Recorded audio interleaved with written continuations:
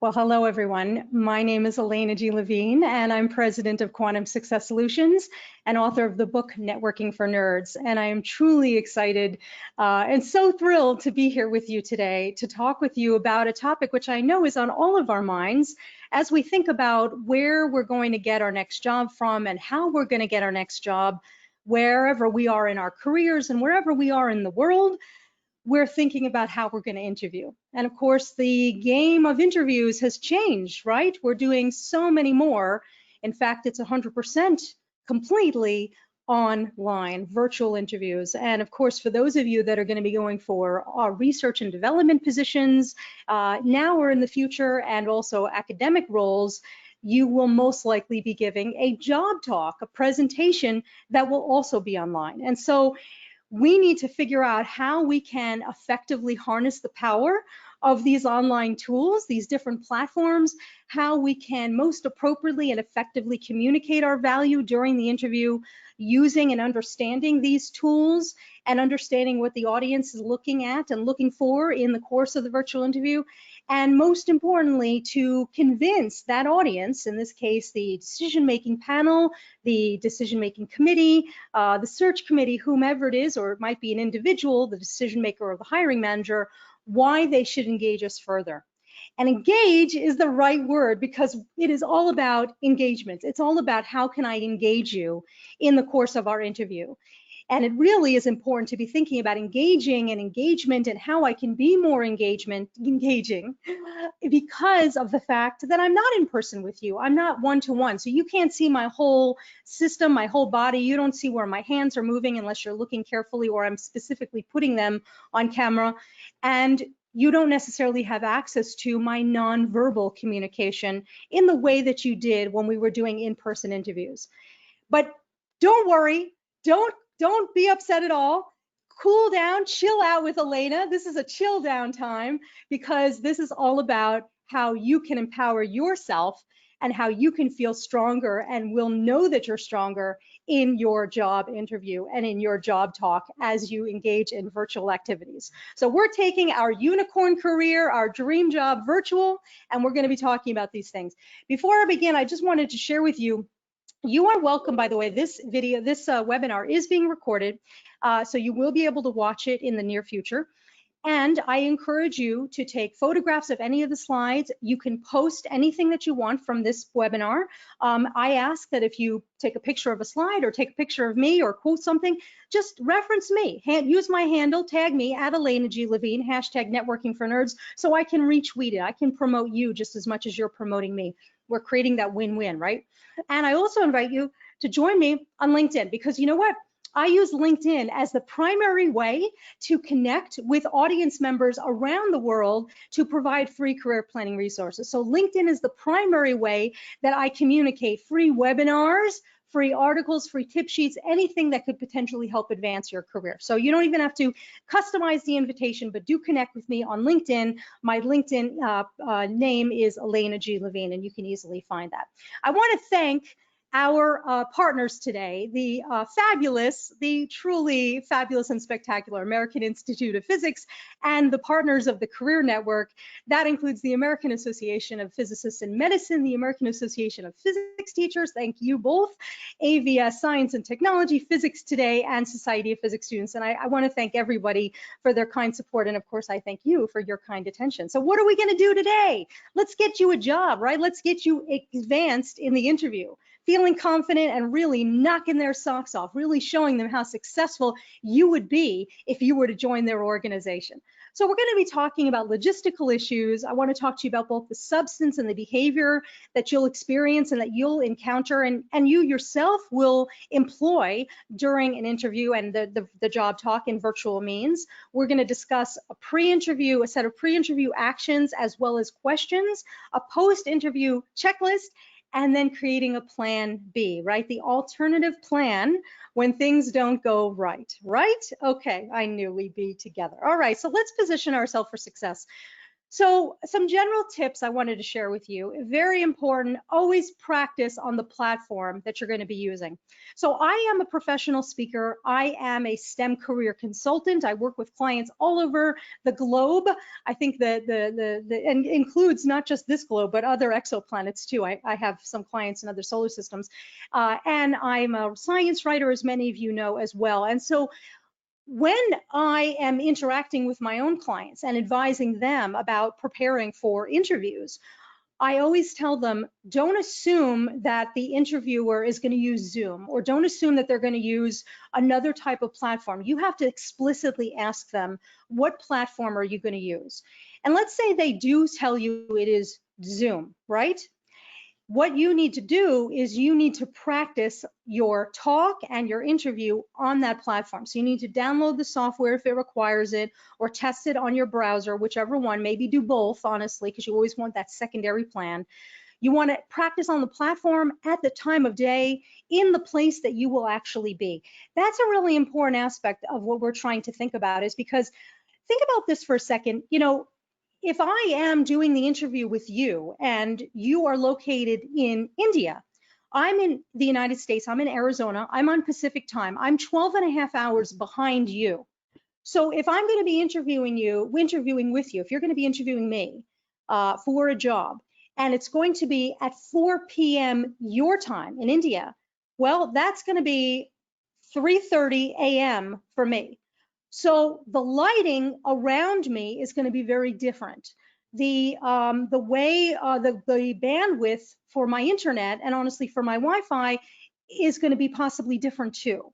And so it is very important to make sure that you get the time zone, and you know the time zone, and I'm going to talk more about that in a moment, but also to practice at the time of day. So if it's going to be a nighttime interview for you, practice at night with somebody who is not in the location that you're in right now, so that you can and record that interview, record that practice session, so that you can see how it looks and how it sounds that time of day. You can do another practice session during the day when you're fully awake, but really do it at least at nighttime, if you are going to be interviewing during nighttime, so you can see exactly what type of lighting is happening. I had a client who was interviewing for a job early in the morning, her time. And when she did mock interviews with me online, and we did practice sessions, she did them in the evening. So she was using a light fixture to illuminate her face. And I noticed that it was extremely bright, so you couldn't really see even the features of her face because of the nature of the camera that she was using. And I said, well, what time of the day, are you going to be doing the interview? When she told me it was the morning, I said, well, let's set up a practice session in the morning. So we did that. And it turned out that she had a window that was like just off to the right of her, right here, and it was shining in. And actually, that ended up being a pretty good illumination. So what we determined was that obviously she didn't need the lights. It was more about the light that she could get from the sun at that moment of time. But if we hadn't practiced that, she wouldn't have known, and she wouldn't have known like how to adjust her blinds. The lighting is very important. And I want to take a moment just to talk to you about that, because I know that you were looking behind me, perhaps, because that's like a common thing in webinars, right? In Zoom meetings, I've heard that that's like now an active sport, is to look at people's interiors. And so you can see that obviously I'm painting behind, and I'm even crowdsourcing these colors. So if you want to tell me from 1 to 6 what color I should paint my walls, I'd love to hear from you. But the other thing is, I did this purposely with this behind me because I wanted you to know this. Decision makers and hiring managers who are going to be interviewing you right now and for the near future in the middle of this pandemic, while we're at home, they know that we all are under extraordinary circumstances. And for many of us, it is extremely difficult. And for many of us, it's even more difficult and more difficult. And we recognize that, and the decision makers and the hiring managers recognize that too. So the reason I bring this up to you is because I remember just recently I was talking to somebody who was telling me that when I'm going to be working with another client, and they were saying for Zoom meetings, for this client, for this audience, the students that were going to be listening to me speak did not want to turn their cameras on, because they did not want the audience, they didn't want me or the other students to see the mess that they happen to have behind them, or they were in their bedroom, or they were in their parents' bedroom, or they were in a very small apartment or a very small space, and it was just not, they didn't feel comfortable sharing that with the world. And believe me, decision makers and hiring managers, I understand that. They understand that. And so I don't want you to do anything that you're not comfortable with.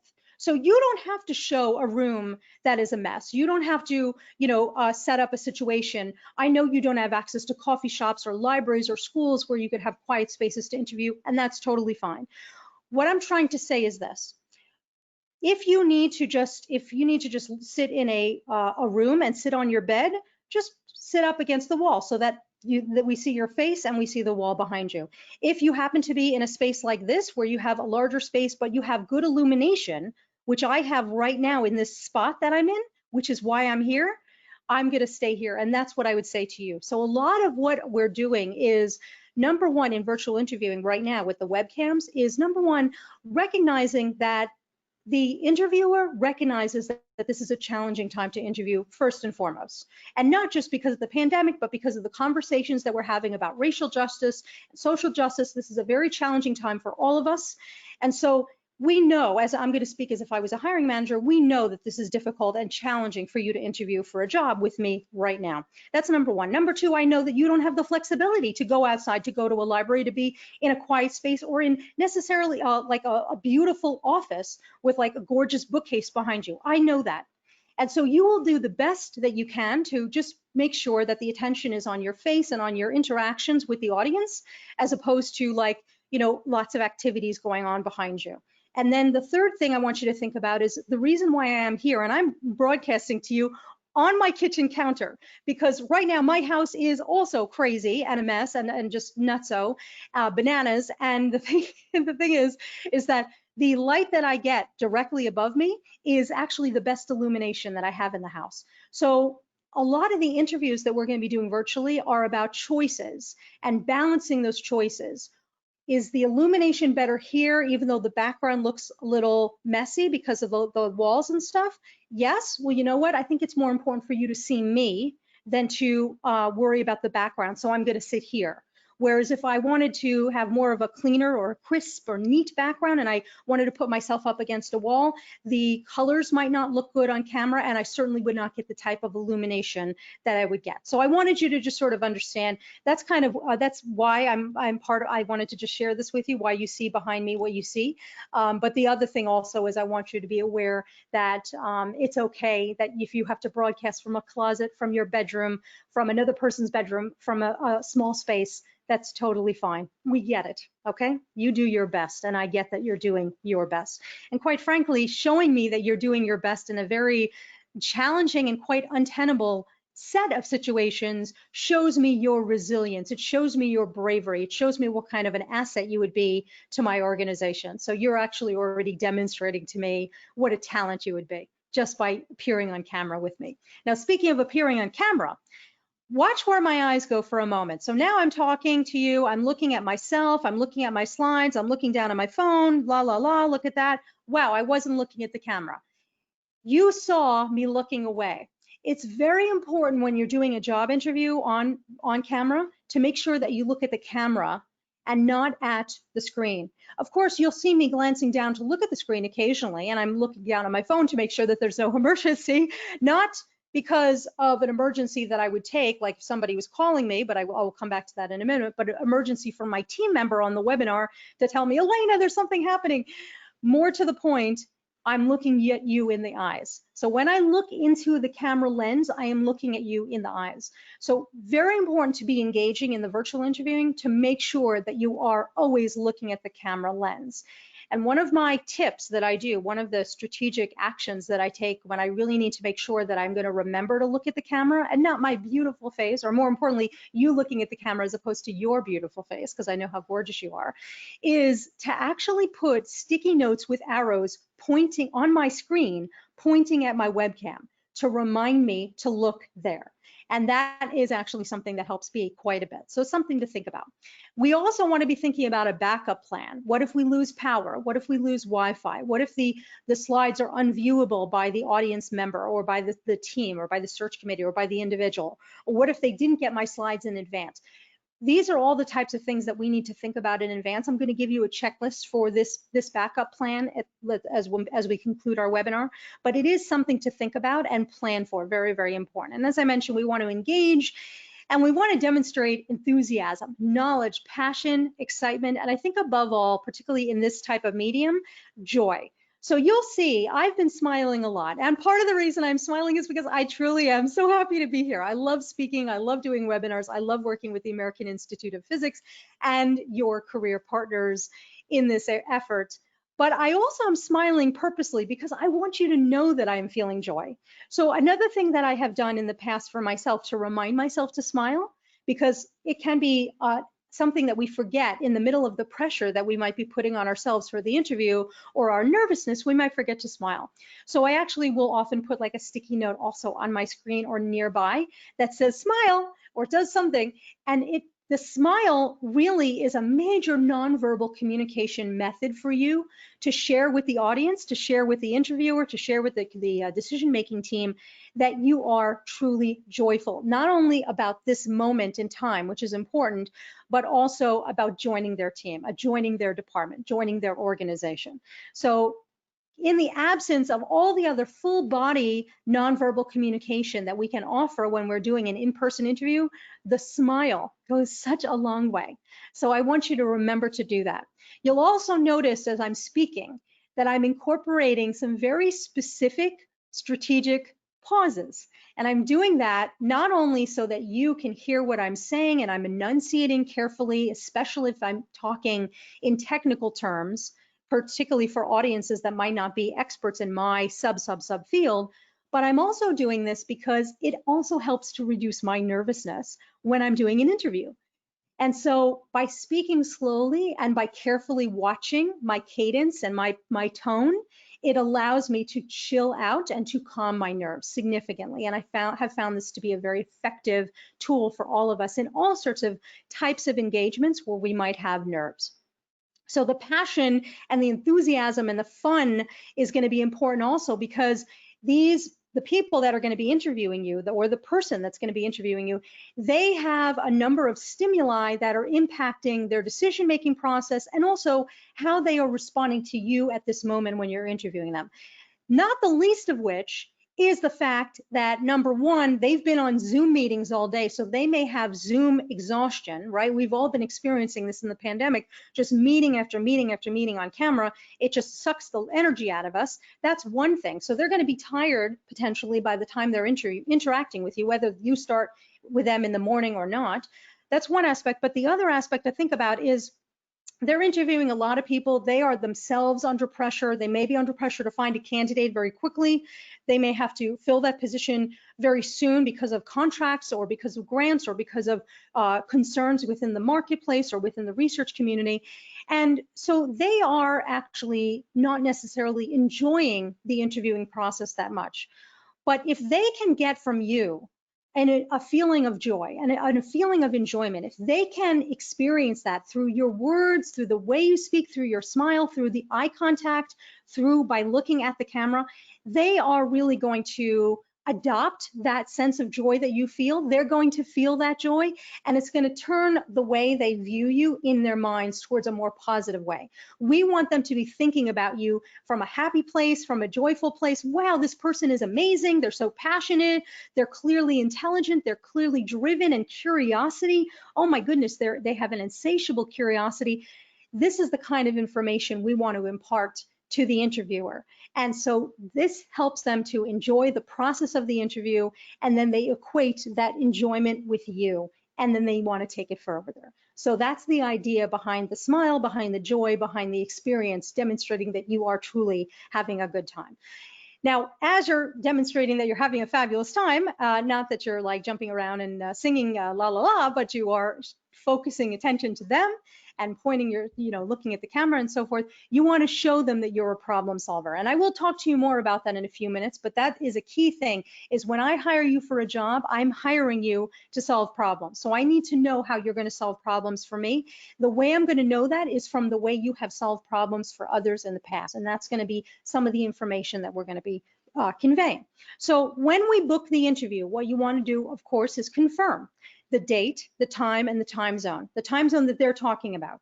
And then you do the conversion yourself. Okay, don't ask them what to put it into the location where you are. I've had this challenge. I'm located, as I mentioned, in Tucson, Arizona, in the United States. My state where I live is a very unusual state in the United States in that we do not change for daylight saving time. And so what that means is that sometimes our time zone is Pacific time, like it is right now, and sometimes it's Mountain time.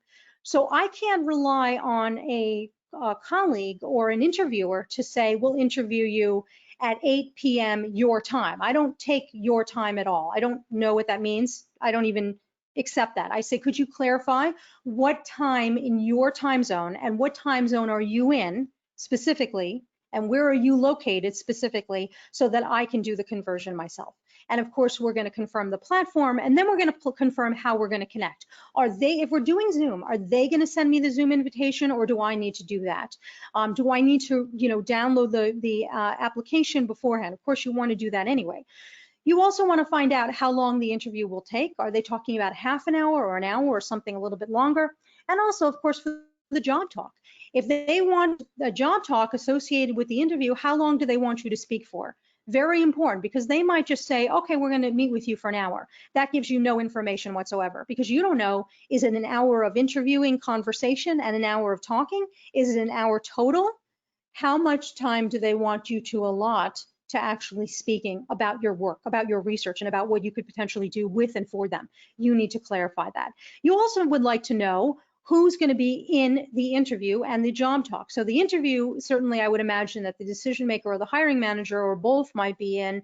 And if you're interviewing for a university faculty position, of course, there's probably going to be a search committee. And it would be useful to know if the search committee will be joining us today. And you can even use those words. Who's going to be joining us for this interview? Will it be the search committee? Will it be the first full committee? Could you please clarify?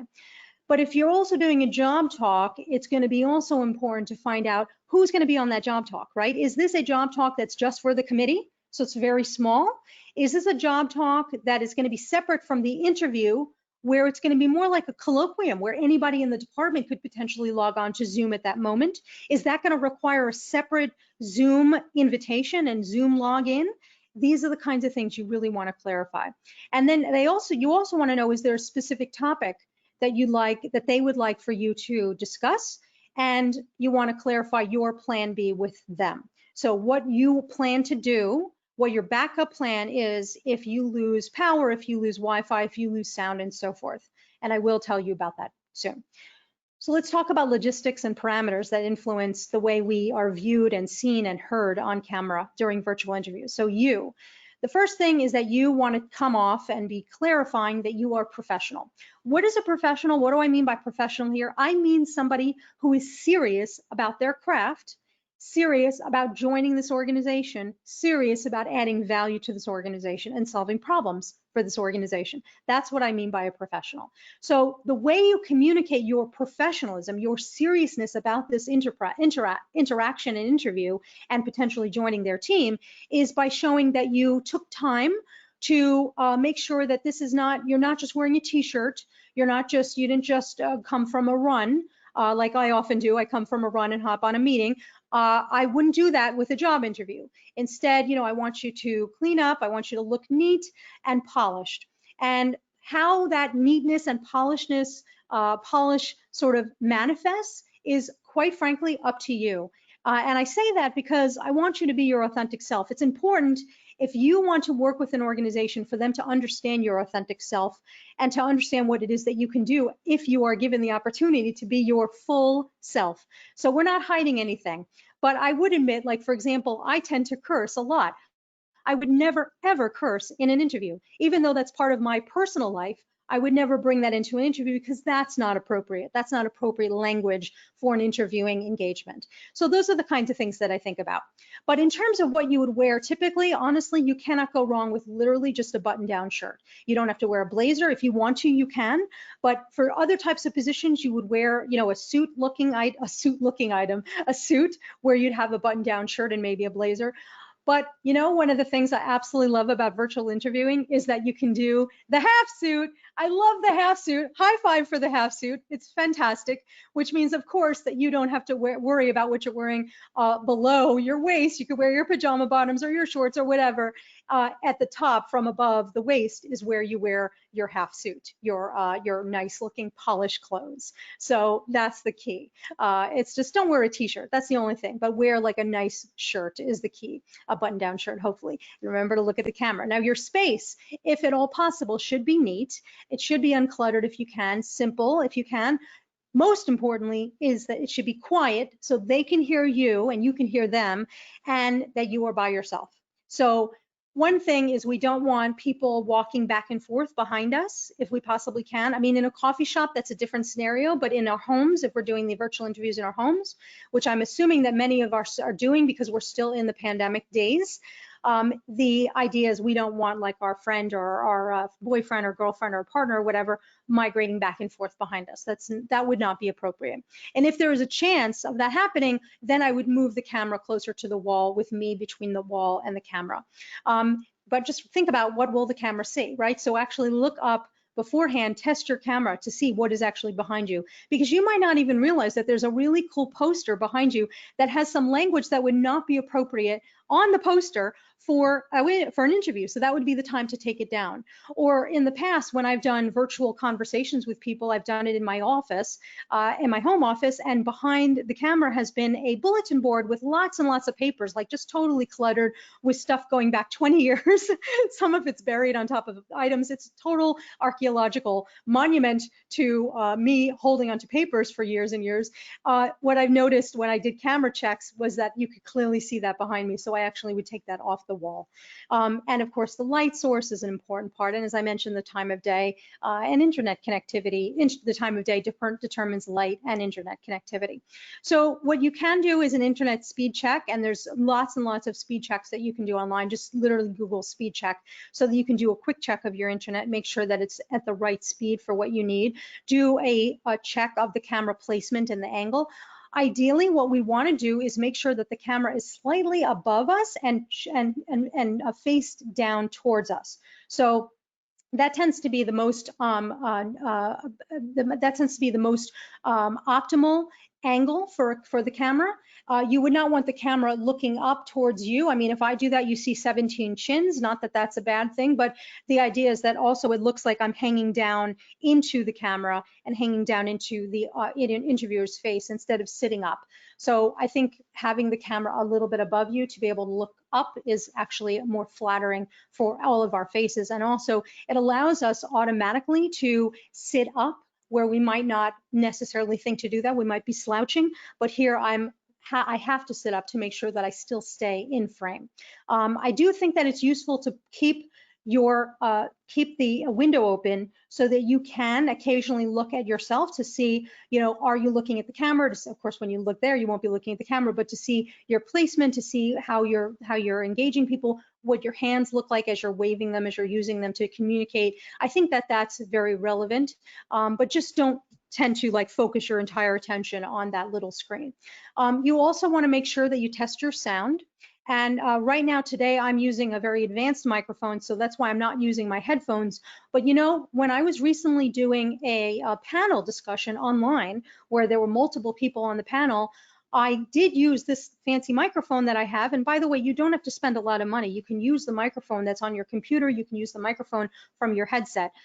In the case of the panel, when we did a sound check, we found out that without a headset, the panelists were getting a reverberation from me. So I plugged in my headset so that I would just hear them through my headset, and they didn't get the extra sound through my microphone, and then it actually made things a lot clearer. And this goes to sort of underscore the point of why you should practice in advance using all the technology that you are going to use with another party, with your friend in another part of the world. And you also, of course, want to test your speakers in advance too.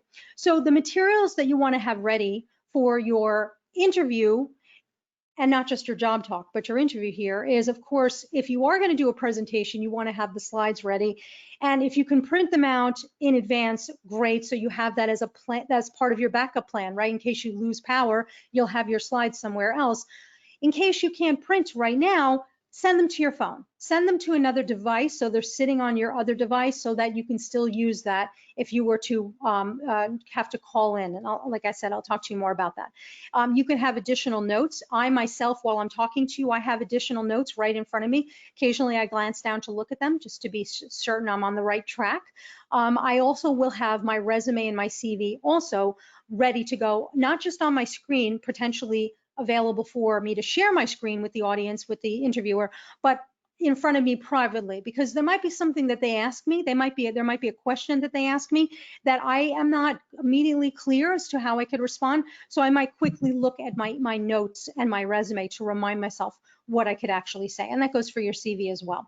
Also, they may call attention to things on your CV. They may say, I see that you wrote this paper in 1991 about X. Could you talk a little bit about that? And you wrote that paper, you know, many years ago, maybe in another life. And so it would be useful if you had that available so you could quickly say, oh yes, that paper. Maybe you wrote 30 papers in 1991, so you want to clarify. But those of you that are going for research jobs, particularly professorships, you are going to also want to have available and ready for you to reference a research statement, a teaching statement, and put these statements in bullet points. Don't just have them as paragraphs, because I want you to have that as notes.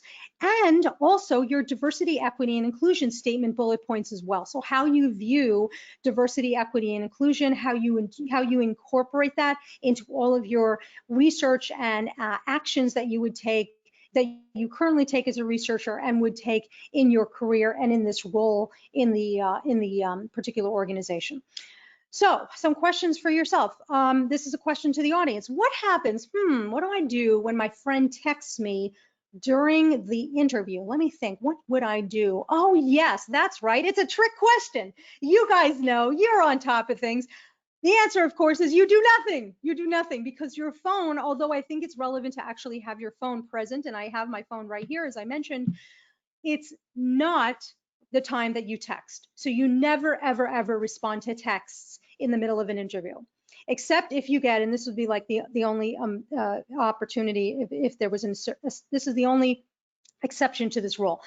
Let's say your family member was in the hospital, or your family member was seriously ill. What I would do as I started the interview, even a virtual interview, even if they're in the other room, the family member, as I start the interview, I would say, you know, I want to thank you so much. It's my pleasure to be here, and I'm really excited to speak with you about my qualifications and see how I might fit in with your team.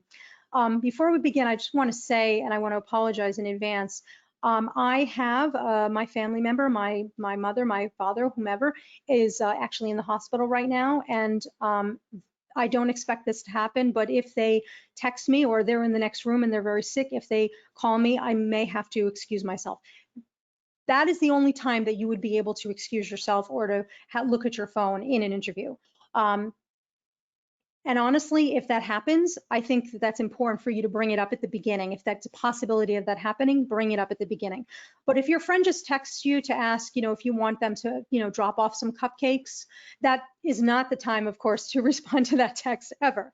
Now, let's say a cat or a kid, or in my case, I live in Tucson, so maybe a cactus perhaps walks by behind me in the frame while I'm speaking. What do? Do I turn around and say, hey, oh, let me put the cat on my lap and start petting the cat? No.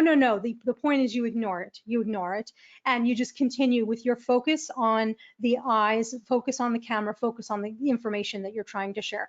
Now, if the connection is lost, this goes to your backup plan, and your backup plan, part of your backup plan is going to consist of a phone number, even if it's across the world, a phone number that you would call, which you would check in advance. You would double check that you can actually dial that number.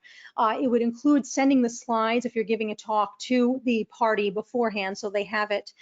You would have a phone number for Zoom if you're going to be doing a Zoom conversation and suddenly Zoom shuts down or you lose power, so that you could lose just a few seconds and you'd call back via phone and then continue the presentation and continue the interview via the Zoom phone number. So these are the types of things that you want to think about in advance. The substance of the interview, I want you to be prepared. So you want to do as much research about the organization, about the economic factors that are influencing the organization, about the parameters that are influencing and stimulating the organization's growth at this moment.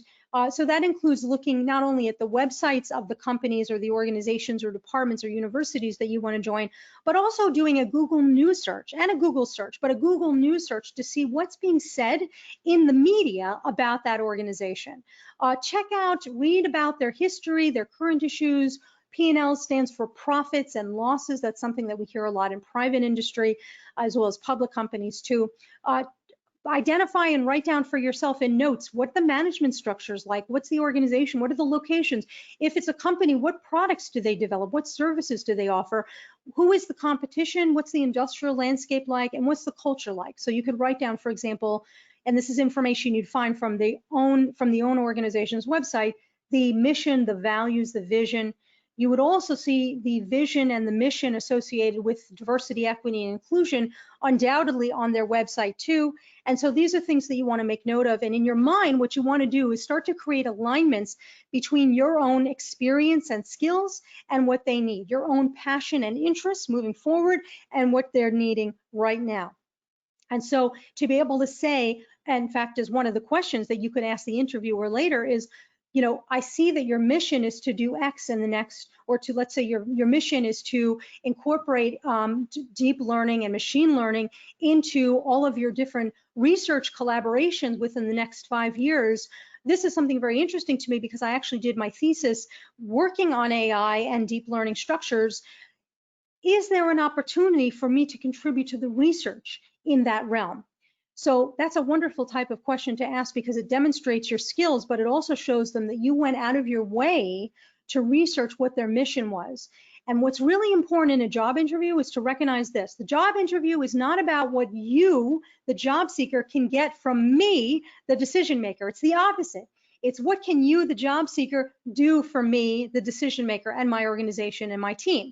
So it's very important in the job interview to be communicating to me what it is that you would do for me. Not in a cocky way, absolutely not, but in a way that clearly and articulately and truthfully shares your value, shares your problem-solving ability, shares your skills.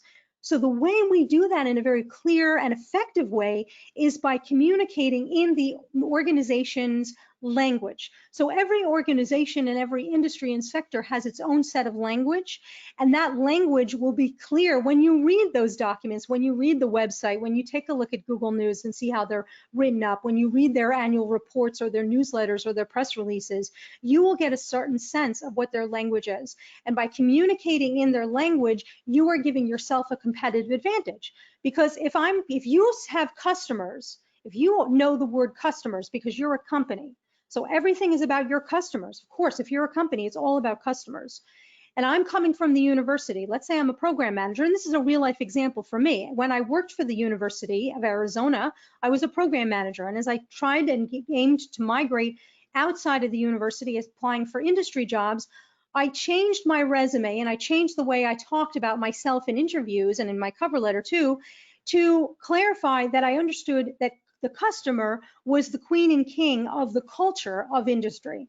And the way I did that was I talked about my projects at the university in terms of what I had done for the university's customers. And of course, who are the university's customers? They're you, they're the students, right? And so I didn't say I did project management for my students, I recruited new students, I designed programs for students, because they don't understand the word students. They do understand the word customer. And since the student was my customer, I just used that word. I translated my experience into their language. So I said I designed programs for customers, and I was able to recruit new customers. And that demonstrated to them that I knew what they needed. You speak their language, that's one of the most effective communication tools that you can engage in. It is absolutely necessary to translate your language, your experience into their language so they understand.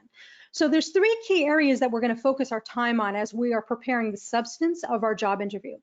The first, I'm going to walk you through each one of these. The first one is creating mini stories of your accomplishments in a format of problem, solution, result with a spin back. I'll tell you more about that momentarily. The second one is to answer what I refer to and other people refer to as quote unquote the typical interview questions. The third is answering what are called behavioral questions. So these are the 3 areas that we're going to concentrate our time on as we prepare, as we rehearse. Always, always showing them that we understand their mission and values and that we can fit into their team. So the first piece is what I call the 3-pronged approach with an extra piece attached to it. So remember, your job as the interviewee and my job as the interviewer, your job is to convince me what you can do for me, how your skills would help me, how your problem-solving abilities based on your previous and current experience would help to move my agenda forward, right? So you're going to demonstrate that you're going to be a problem solver. So if I'm hiring you to solve problems and the job that I'm hiring you for is a problem-solving job, no matter what job it is, it's always problem-solving, and you are a problem solver, what's the best way to communicate your value, your experience, your skills, your accomplishments? It's by communicating the problems you solve. So we always think, we take a look at our CV or our resume, and we take a look at all of our different accomplishments, and now we want to convert or translate our accomplishments into what was the problem I was given, what was the solution I came up with, and what was the result of the solution. And the final piece, that's the 3-pronged approach, plus the final piece, which is the spin back. So the spin back is the customization. That's where you say, I might ask you, tell me about a time when you used your experience coding in Python. And so you tell me about a problem that you had in the research group where you needed to use Python to look at X. And you brought a team together to analyze different ways that you could utilize Python. You wrote the script. You tested it multiple times. You engaged a team to actually test it in other ways with new perspectives, with that diversity, to make sure that we were hitting all of the marks. And then the result was that the script actually worked so well that we were able to increase the lab's efficiency by 50%. We were able to spearhead this into an opportunity to write a grant that brought in $10,000 into our laboratory, or it allowed me to, the result was that it allowed me to learn how to train people in Python. So then I started training any of our new lab or research group members in this script and others. So problem I faced, solution I offered, result of the solution. What was the ramification? The spin back. Since this is what I might respond as the spin back. I know that you have a great interest in Python and other languages and other platforms too, and I think that my experience with Python would be able to help you because of this broad experience that I have with very specific results-driven analysis. I would be able to be an asset to your organization. So the spin back is the customization where you add something about me, the interviewer, or add something about my organization, or add something specifically about the job. You customize the response so that what you're doing is you're showing me that you've solved problems, even if they're in another realm or another field, or if you're moving from academia to industry or vice versa, or you're moving across the world or across sectors, you're showing me that you've solved problems over here, but you're connecting it or you're spinning it back to the interviewer by customizing your answers, by incorporating information, not just about yourself, which was the problem solution result, that's the 3-pronged approach, but you're spinning it back to highlight how this relates specifically to the interviewer and their organization. That customization is so, so crucial, and a lot of people don't do that. They do themselves a huge disservice by not customizing, because it's all about me, remember? It's all about the interviewer. So by customizing that spin back, by saying, and this will allow me to do this for you, and since I read in the Wall Street Journal that you're trying to do more of this, this will allow me to help you with this. That is going to be so helpful. It's going to give you a competitive advantage, because what you're doing is you are connecting the dots in the minds of the interviewer about you as a problem solver over here, you becoming a problem solver over here with me. You are connecting the dots and allowing me to immediately see you in my ecosystem, solving problems with me and for me. Let me give you some examples of spin back, of how you can actually incorporate it, like some actual verbiage. And like I said, you're totally welcome to take photographs of these slides to keep for yourself. And this is being recorded, so you can come back to it later. But I always do my research to get that customization, to find out what are the hot topics associated with this research group or this particular PI or advisor or this particular department or research group or company or whatever. I always do that Google News search and check Google, and also take a look on LinkedIn as well. But here's some examples of some sentences I might use. So given my experience in X and Y, I could easily see how I could be an asset to your team as you look to advance in Z or into the Z market. Another great line I might use is, I recently read in the Wall Street Journal that you're enhancing your efforts to deploy artificial intelligence into multiple departments and protocols and products. I'm especially excited about this because I've been working on projects relating to AI, deep learning, and machine learning for 10 years, for 2 years, for 5 months, especially in the pharma R&D ecosystem, so especially in your ecosystem, for example. Another example, as a biophysicist with 15 years experience leading diverse teams in nanotech problem solving, I can help you with these efforts. So that's where you actually flip the customization, you put that at the top. And it doesn't really matter where you do that spin back, but the point is that you actually do it, because you have to. You have to be able to connect the dots. The next thing is preparing for the typical interview questions. So standard questions that people ask, often because they don't know what else to ask, admittedly, is, tell me about your greatest weakness. What's your greatest weakness? And what I've found in my conversations with human resource professionals over the years, most recently, is that you want to be very specific. So you don't want to evade the question. You don't want to answer the question with a positive, like, oh, my greatest weakness is that I never say no, or I will take a project to its completion. That's not really answering the question. That's sort of avoiding it. Instead, give them something that you are aware is a weakness, but that you, number one, it's tangible, it's finite. Number three, it's something that you clearly can work on. And number four, it's something that you clearly are already remedying. So for example, if the job requirement requires a specific programming language, let's say it's C++, and you have not worked in C++ before, you could say, I think one of my weaknesses is that, although I have experience with Python and R and a couple of languages that would be relevant right now, I haven't used C++ before. But knowing that it's so important for your organization and for this role, I'm actually already remedying that. I'm actually taking a Coursera and teaching myself, so I'd be able to join your organization hitting the ground running. So that's a great example of a tangible item that you're already remedying.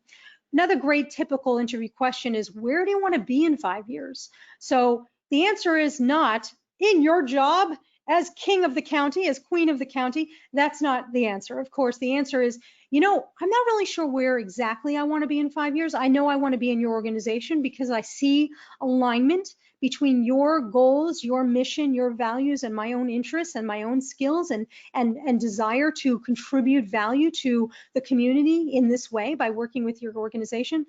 So I don't know which role I'll be in, but I do know that I will be excited to still be working with your organization, with your team, and advancing your agenda in X. And that's a totally reasonable thing to say, by the way, that you don't know exactly, because honestly, who knows? I don't know where I'm going to be in 5 minutes. Well, I know where I'm going to be in 5 minutes, but in 5 hours, I really am not sure where I'm going to be. 5 years, don't even get me started. So you can Google typical interview questions and you'll get a whole lot of them that you could practice on.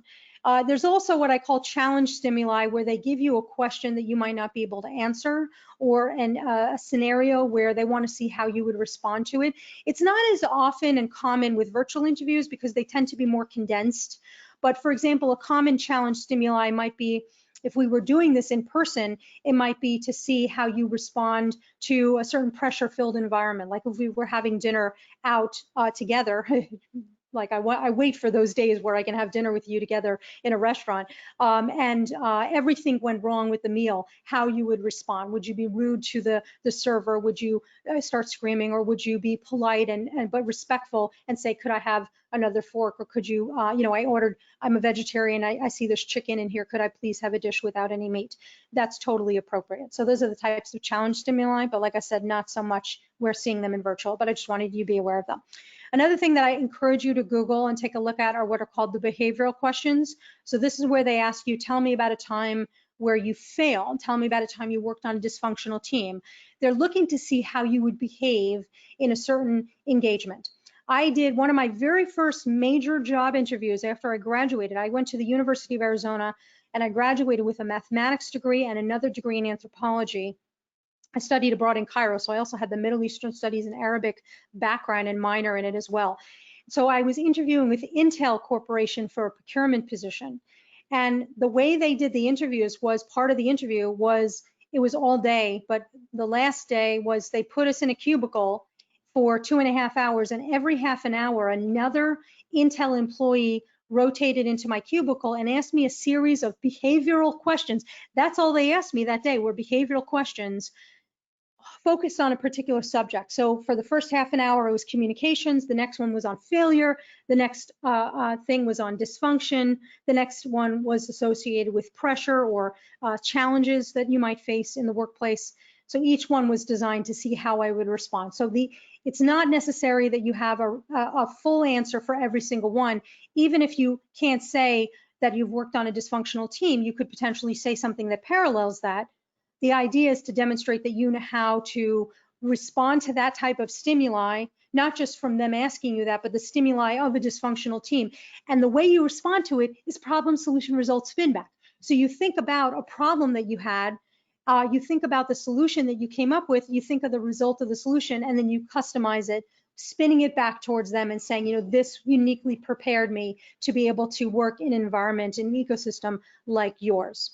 So another great question that I found on Glassdoor.com was, tell me about a time you had to convince another staff member or leader whom you had no direct authority over to buy into a new idea or project. How did you do this? So these are some behavioral questions. You can actually take a look at them. But the idea is, with the failure question, they don't want to see you avoid that question. With a dysfunctional action question, they don't want to see you say, I've never had a failure, I've never had a dysfunction. What they want to see is that you admit that you've had failures, that you've had challenges, that you've had dysfunction. Maybe you didn't work on a dysfunctional team, but you've had other challenges that mirror a dysfunctional team. And so it's very important for you to be honest, but to show them the problem solving analysis, the problem solving steps that you incorporated to move beyond that failure. That's what they're looking for, because we know that you will fail. I'll fail, you'll fail, we'll all fail at some point, and we'll all be on dysfunctional teams and have communication breakdowns and so forth. So it is very, very important for us to be able to make sure that we communicate that aspect. I also wanted to give you a list of questions to ask the interviewer. And so these are some questions. I'm actually going to quickly read through them, but then I'm going to give them to you perhaps in a follow-up email or in another engagement so that you have more of a resource. But I honestly found a lot of these also on Glassdoor.com. I Googled questions to ask the interview and I got a lot of these. What could be, what will you be, or what could be the day-to-day responsibilities? What would be my first week? What would it look like? What's the best thing about working here? And remember to smile when you say that. These are questions that you, as the interviewee, want to ask me. They will ask you at the end, do you have any questions for us? And you absolutely have to make sure that you have questions to ask them. So you want to ask them questions that are realistically demonstrating that you want to know information about the job, about the organization, about the company. I think that question about what's the best thing about working here, which is my own personal favorite, and I wrote that question, is so useful because it really shows that you're thinking about how you can incorporate and be in a joyful environment. And people want to work with joyful colleagues, absolutely. But there might be other questions you want to ask, like what are the opportunities to get to know other colleagues? How do you define success? What are the metrics of success? What opportunities are there to demonstrate and improve upon leadership skills, such as professional development opportunities? What are your organization's diversity, equity, and inclusion goals and programs? This is if you do not specifically see them listed on the website. Particularly for departments, you could say, I saw that your university has diversity, equity, and inclusion programs. How is your department engaging in those endeavors? What sort of programs have you been doing to ensure diversity, equity, and inclusion? What does your department support or foster, or how does your department support or foster interdisciplinary research collaborations? That shows that you're thinking more broadly about how you could create more exciting and novel research opportunities. And then, of course, during COVID, we're thinking, how will you, if it's a professorship or a teaching opportunity, how will you support, or how is virtual learning supported? What is your organization doing to adapt to current scenarios with COVID? And is there an opportunity to start this job remotely? If so, what kind of projects would I be or could I be involved in remotely? So these are the kinds of things to be thinking about to ask. Now, as we think about the job talk, there's also preparation we need to do with that. So we need to, of course, think about the platform and how long it is, and will you be sharing your screen, or will you be sending the slides to somebody in advance? What are the backgrounds and levels of the experience of the audience? Is this a colloquium or private talk? And also, absolutely ask them, is this going to be recorded? And if so, how are they going to use that recording? Because you want to know. Absolutely. Now, before the interview, prepare the research job talk by incorporating your different research experiences and accomplishments into problems that you solved. So what were the research problems you solved? What were the teaching problems you solved? What were the outreach or service problems that you solved? So those are the primary three things that you would share during a research talk. You might also be sharing about fundraising too. And you want to practice for your mentor, but I also think that you should practice for a non-expert audience because you never know who's going to be in there. So engage them in the research. Talk to them with your hands. Look at the screen, at your camera, not necessarily just the screen, because what you're doing is you're actually demonstrating through the talk itself. You are demonstrating your teaching abilities, and especially since we're moving more towards online and virtual learning, you are also demonstrating how you would teach an online course. So this is a fantastic opportunity for you to showcase your skills to be engaging to students at that institution or audience members at that institution through the interview itself. So that's why all these actions that we take are so, so important. But what you should do is don't assume that everyone in the audience is, meaning everyone who's listening to the talk, is an expert or specifically an expert in your subfield. So watch your jargon, watch your acronyms. If you're going to use an acronym, write it out first, describe it first, and discuss how you will fit specifically into the department. You can even, and I really highly encourage you to do this, reference research areas, departments, facilities within that department. That's the spin back. That's what a lot of people forget to do when they apply for and interview for jobs within universities, professorship positions. They don't mention anything about that unique department, about that unique university. What is it about that university, about that department, about that research group that really appeals to you, that is really aligned with your goals? That means there's going to be customization that you have to clarify. Most people will not do that in the interview, so you do that, you're giving yourself a huge competitive advantage. And by demonstrating and clarifying your vision for collaborations and contributions in the context of the department and their expertise and their facilities and their opportunities, you are already planting the seeds of you being in there. And that's what we want them to be thinking about. So the substance of the job talk is, what were the problems that I solved as a researcher? What were the solutions that I came up with? What were the results, the ramifications of those solutions? The spin back, obviously the customization, how this relates to me working for you and what I could do for you, and what are the next steps? We found out in studying this star that it will help us understand the makeup of other stars, but only in this type of galaxy. This is going to help us better understand and classify star systems and solar systems in other galaxies too. And this will help us to be stronger in terms of cosmology and help us to perhaps contribute to cosmology in larger ways. So that's a great example of the next steps.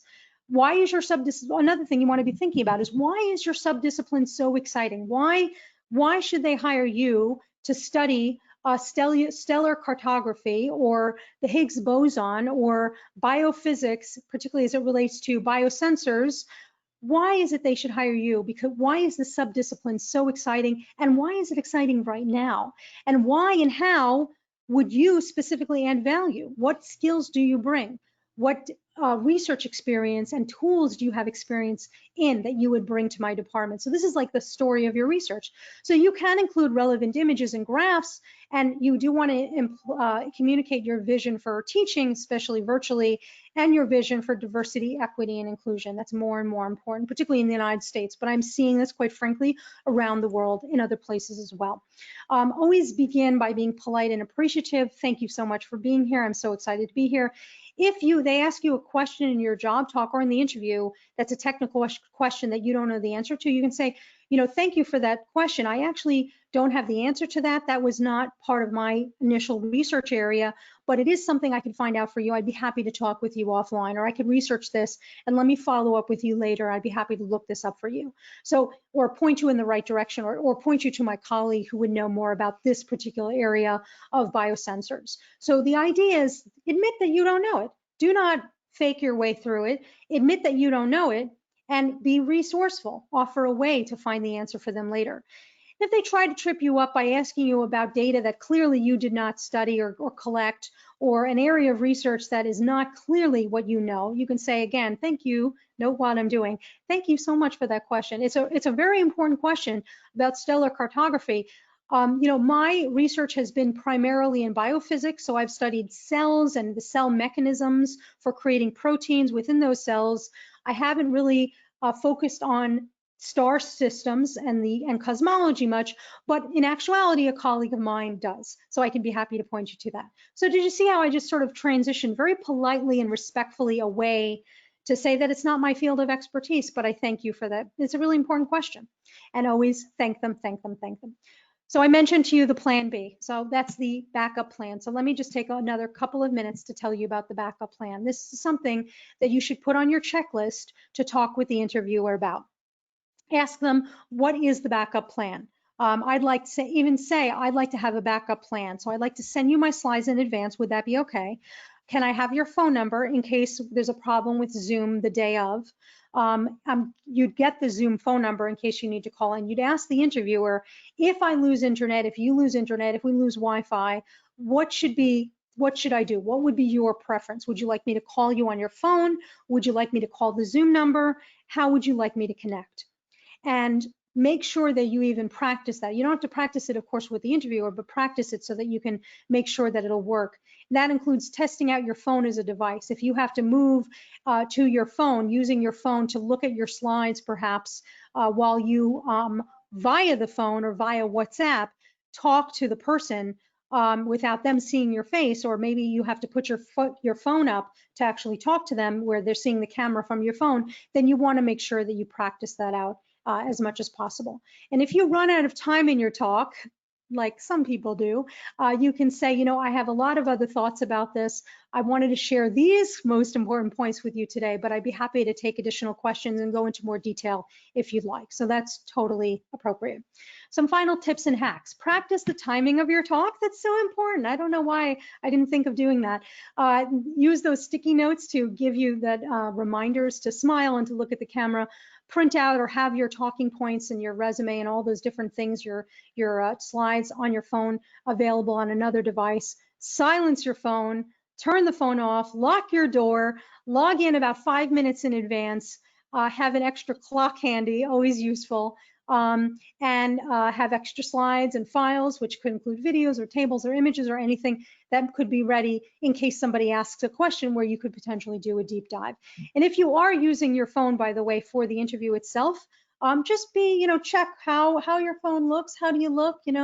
Do a quick test. Maybe put your phone, set it up right here, maybe even on your computer, so that it's actually on a stable location so that you can use the phone as the webcam, and think about other considerations. You might need headphones for the phone. Could your slides be presented? If not, you could always say to the interviewer, I don't have access to a computer because I'm at home because of the pandemic. I'm going to speak to you via my phone. Can I send you my slides in advance? Totally okay. Acknowledge the issues. They would appreciate it. And here's your final checklist, the post-interview checklist. Send them the thank you emails within 24 hours. Thank them for taking the time to meet with you. Find out if there was any additional information they requested and provide that. If there are any unanswered questions that they asked during the presentation, respond to those. You said you were going to look something up, don't just drop that. Actually look it up and provide them that resource.